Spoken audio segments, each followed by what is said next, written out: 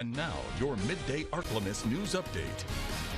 Good afternoon. Thanks for tuning in to NBC News Daily. I'm Nick Summer with your Midday Ark-La-Miss update. A Confederate monument in St. Landry Parish was scheduled to be removed, but now there is something standing in the way of that process from happening. Zane Hogue with our sister station in Lafayette has the details. Just when plans were in place to remove the Confederate monument in front of the St. Landry Parish Courthouse, the new question of who owns the land the monument sits on is challenging the process. If it don't belong to the parish, then I don't have the right to touch it. I mean, we had a day that we had set to turn it, to take it down. We had everything planned out. Bellard says a crew was on site to remove the monument 6 months ago when they were stopped by an attorney representing the Sons of Confederate Veterans, who says not only was the monument donated to the organization, but also the ground it sits on. June 11th, 1910, the petition from United Confederate Veterans Camp number 14 asking that a plot of ground on the northeast corner of the courthouse square be donated for the purpose of erecting a monument to the memory of General Mouton.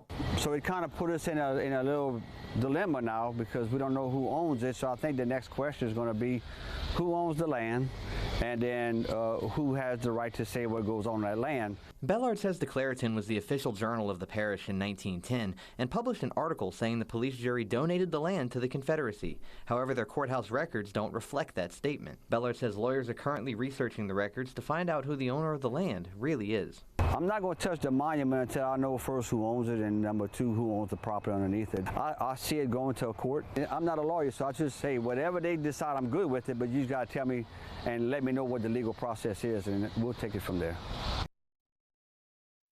Well, police in Cleveland say at least 9 people were shot Sunday morning in the Warehouse District, one of the most city's popular areas for nightlife.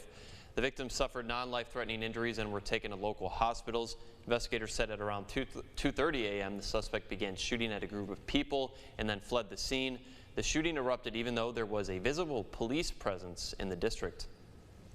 Well, good afternoon, everyone. First and foremost, we want to acknowledge all the victims of last night's mass shooting that happened here in the Warehouse District. Thank the Lord, no one died from last night's mass shooting.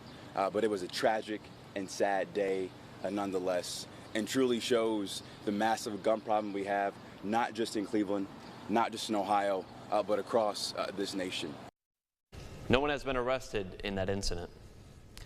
Well, once again, there was no jackpot winner after Saturday's Powerball drawing. As the wait for a winner goes on, the jackpot grows to $650 million, the 10th largest in history. The next drawing is tonight, and the cash option will be an estimated $328.3 million. And there have been 34 consecutive drawings without a jackpot winner. The jackpot was last hit on April 19th, and that prize was worth $252.6 million. And now, Storm Tracker Doppler weather with meteorologist Chase Ward. We can still see some strong thunderstorms, mainly south of I-24 today. The biggest problem is going to be some winds that we could be potentially gusty about 50-60 miles per hour. Some of these storms, but like I said, mainly south of I-20 from Columbia down to Natchitoches and now towards Alexandria. And we can still see some more strong thunderstorms as we go into tomorrow, but still remaining under a marginal threat. But they'll start to move just to the north as that frontal boundary moves a little bit to north, and we'll see more storms spark up along that layer. Now, for later on this evening, we'll start to see shower thunderstorms taper off a little bit, but they could be rebounding by midnight and going into the 4 o'clock and 6 o'clock early morning hours tomorrow. Temperatures will stay generally in the mid-70s as we go overnight tonight. Today's high this afternoon is expected to be 89 degrees, so it won't be as hot as it has been. A few isolated showers, thunderstorms still remain possible. Winds will stay out of the north. For tonight, we'll see a low of about 74 degrees with a few patchy thunderstorms. Those clouds will be increasing. Winds will stay out of the northeast. For tomorrow, we'll see more scattered showers and thunderstorms with a high of 90 degrees. It'll be mostly cloudy.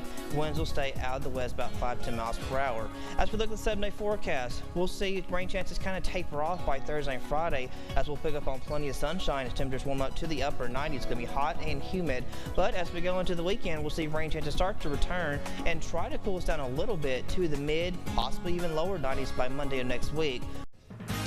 That's it for your midday update. NBC News Daily continues.